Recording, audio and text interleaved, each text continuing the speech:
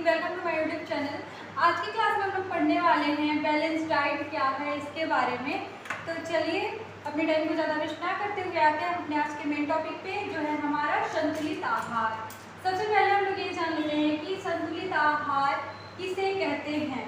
अगर हम लोग बात करें संतुलित आहार की, बैलेंस डाइट की, तो क्या होता है, सबसे पहले जो हमें आहार जो है वो ज़रूरत किस लिए होती है। ज़रूरत तो इसलिए होती है कि हमारे शरीर में ये आहार जाके तीन इम्पॉर्टेंट, वो तो बहुत सारे कामों को करता है, लेकिन तीन इम्पॉर्टेंट काम हम लोग देखते हैं शरीर के स्वास्थ्य की दृष्टि से। सबसे पहला काम तो होता है शरीर को ऊर्जा देने का। सेकेंड होता है शरीर की वृद्धि विकास करने का, टूटे फूटे ऊतकों की मरम्मत करने का, एंड नए नए सेल्स का निर्माण करने का, कोशिकाओं का निर्माण करने का। और थर्ड होता है कि हमारे शरीर में रोग प्रतिरोधक क्षमता बनी रहे और हमारा शरीर जो है वो हेल्दी हो सके, स्वस्थ हो सके। इन तीन महत्वपूर्ण कारणों की वजह से हम लोग क्या करते हैं, आहार को लेते हैं। आहार के लेने के पीछे हमारा यही उद्देश्य होता है। तो यहाँ पे हम लोग जो संतुलित आहार किसे कहते हैं, क्योंकि आहार से जुड़ा हुआ ये हमारा क्या है, संतुलित आहार है।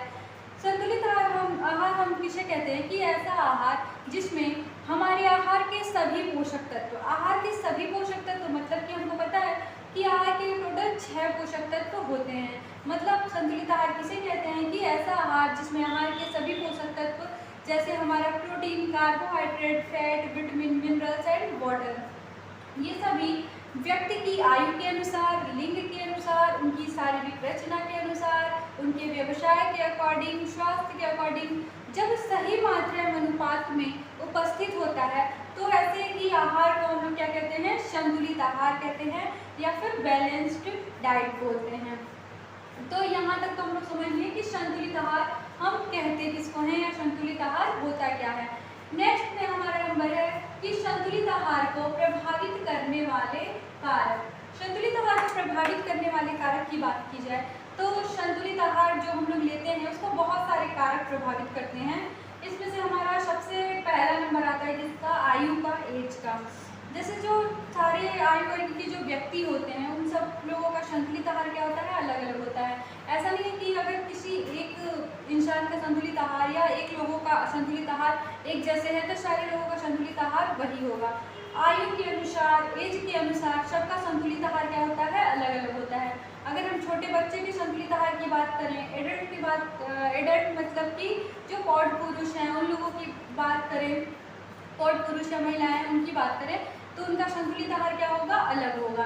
जैसे आयु की अगर हम बात करें तो हमको पता है कि जो बच्चे होते हैं, छोटे बच्चे, उन लोगों का जो ग्रोथ होता है, डेवलपमेंट होता है, वृद्धि विकास होता है, वो बहुत ही तेज गति से होता है।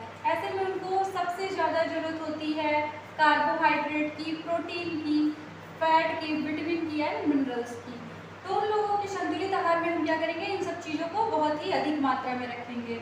वहीं अगर हम किसी एडल्ट के लिए डाइट प्लान करते हैं या बैलेंस डाइट हम लोग बताते हैं उनको, तो सबसे पहले उनके डाइट में क्या करेंगे, उनके डाइट में हम लोग प्रोटीन, विटामिन, मिनरल्स इन चीज़ों को ज़्यादा रखेंगे, लेकिन कार्बोहाइड्रेट और फैट को क्या करेंगे, कम कर देंगे। तो सबसे पहले हमारा क्या हो गया कि आयु, एज भी हमारे संतुलित आहार को क्या करता है, इफेक्ट करता है, प्रभावित करता है। नेक्स्ट हमारा क्या है, नेक्स्ट है हमारा लिंग। लिंग का मतलब क्या कि महिलाएं और पुरुष, इन दोनों लोग में क्या होती है, आहार में अंतर होता है। ये तो नॉर्मल भी देखा गया है कि ऐसा माना गया है जो पुरुष होते हैं वो महिलाओं से क्या होते हैं, हाइट में, भार में और सारी चीज़ों में क्या होते हैं, थोड़े बड़े होते हैं। तो ऐसे में जहाँ महिलाओं को, पुरुषों को जहाँ ज़्यादा कैलोरी की ज़रूरत होती है, वहीं महिलाओं को क्या होती है, थोड़े कम की ज़रूरत होती है, क्योंकि उन लोगों का क्या होता है, हाइट या फिर उन लोगों का वेट ज़्यादा होता है, उसी के अकॉर्डिंग उनको संतुलित आहार की ज़रूरत होती है। और जो फीमेल्स होती हैं उनको उनके हाइट और उनके वेट के अकॉर्डिंग संतुलित आहार की ज़रूरत होती है। नेक्स्ट है हमारा व्यवसाय। अगर हम बात करें व्यवसाय, व्यवसाय मतलब कि व्यक्ति जो काम करता है, चाहे जो भी इंसान काम करता है वो या तो शारीरिक काम करता है या तो मानसिक काम करता है, या तो फिजिकल वर्क करता है या तो मेंटल वर्क करता है। अगर हम लोग बात करें कि शारीरिक कार्य में क्या क्या आता है, तो शारीरिक कार्य में क्या होता है, जैसे कि अगर कोई व्यक्ति है, अगर वो डेली क्या करता है, उसके आना जाने का काम है, जैसे कि मजदूरी करने का काम है, ऑटो रिक्शा चलाने का काम है, ये सारी चीज़ें जो होती हैं उसमें क्या होता है कि हम लोगों को मेहनत बहुत ही ही ज़्यादा लगता है। हम लोग कार्बोहाइड्रेट लेते हैं वो तुरंत बहुत ही जल्दी खपत होता है हमारे शरीर में, तो उनको बहुत ही जल्दी क्या होती है, भूख लगती है, और इसके लिए हमको डाइट में क्या देते हैं, कार्बोहाइड्रेट, क्योंकि कार्बोहाइड्रेट जो होता है वो एनर्जी से भरपूर होता है।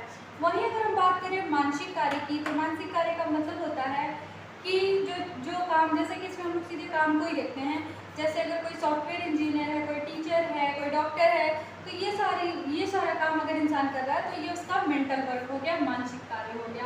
तो ऐसे व्यक्ति को हम लोग डाइट में कार्बोहाइड्रेट को बहुत ही कम देते हैं, क्योंकि इन लोगों का जो काम होता है वो बैठ के करना होता है। ऐसे में इन लोगों को कार्बोहाइड्रेट की ज़रूरत ना हो करके प्रोटीन, विटामिन एंड मिनरल्स, इन तीनों की ज़्यादा ज़रूरत होती है।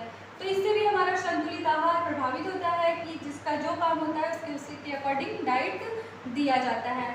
नेक्स्ट है हमारा शारीरिक परिश्रम। शारीरिक परिश्रम में हम लोग वही देखेंगे कि अगर जो व्यक्ति ऐसा काम करता है जिससे उसका बहुत ही ज़्यादा एनर्जी वेस्ट होता है, बहुत ही ज़्यादा मेहनत वाला काम होता है, तो ऐसे में हम उसके डाइट में क्या देते हैं, हम उसके डाइट में कार्बोहाइड्रेट, फैट, इन सारी चीज़ों को शामिल करते हैं, जिससे उसे तुरंत ऊर्जा मिले, एनर्जी मिले।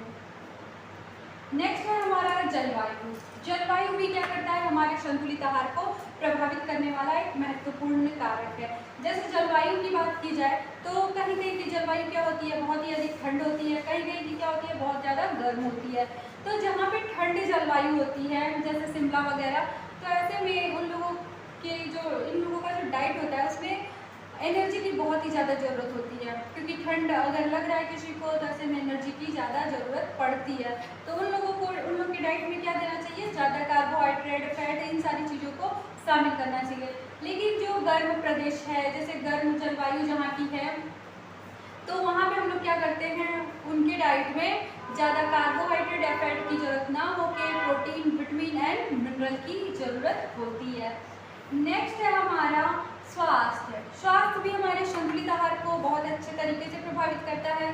जो व्यक्ति स्वस्थ है, जो व्यक्ति स्वस्थ नहीं है, तो उन लोगों के संतुलित आहार में बिल्कुल ही अंतर पाया जाता है। एक स्वस्थ व्यक्ति को हम लोग जो आहार दे रहे हैं, ये कोई जरूरी नहीं है कि अगर किसी को शुगर का पेशेंट है तो उसका भी संतुलित आहार वही नहीं होगा जो स्वस्थ व्यक्ति का है। उनके संतुलित आहार में क्या होगा, अंतर होगा। नेक्स्ट है हमारा विशिष्ट शारीरिक अवस्था। विशिष्ट शारीरिक अवस्था का मतलब होता है कि स्पेशल कंडीशन, जैसे कि कोई प्रेग्नेंट लेडी है या लैक्टेटिंग वुमेन है, या फिर किसी का ऑपरेशन हुआ है, तो ऐसे कंडीशन में क्या होता है कि इस ऐसे संतुलित आहार जो हमारा होता है वो चेंज होता है, उनका अलग होता है और नॉर्मल व्यक्ति का अलग होता है। तो ये थे हमारे संतुलित आहार को प्रभावित करने वाले कारक, जिसमें ये सारे कारकों को हम लोग देखे हैं। नेक्स्ट हमारा है कि संतुलित आहार में प्रयुक्त भोज्य पदार्थ। अगर हमको किसी को संतुलित आहार देना है तो हम क्या क्या देंगे जिससे कि उनको संतुलित आहार मतलब प्राप्त हो जाएगा। तो सबसे पहले हम लोग किसको देखते हैं, सबसे पहले देखते हैं आहार को। आहार का मतलब इसमें हम लोग जो भी चीज़ें दें, चाहे चावल दें, सूजी का हलवा दे सकते हैं, दलिया दे सकते हैं, ये सारी चीज़ें जो भी आएंगी वो किस में आएंगी, आहार में। फिर है दालें। दालें में बहुत प्रकार की दालें होती हैं, उनको भी हम अपने संतुलित आहार में शामिल कर सकते हैं। नेक्स्ट है हमारा हरी पत्तेदार सब्जियां। हरी पत्तेदार सब्जियां भी संतुलित आहार में शामिल हो सकती हैं।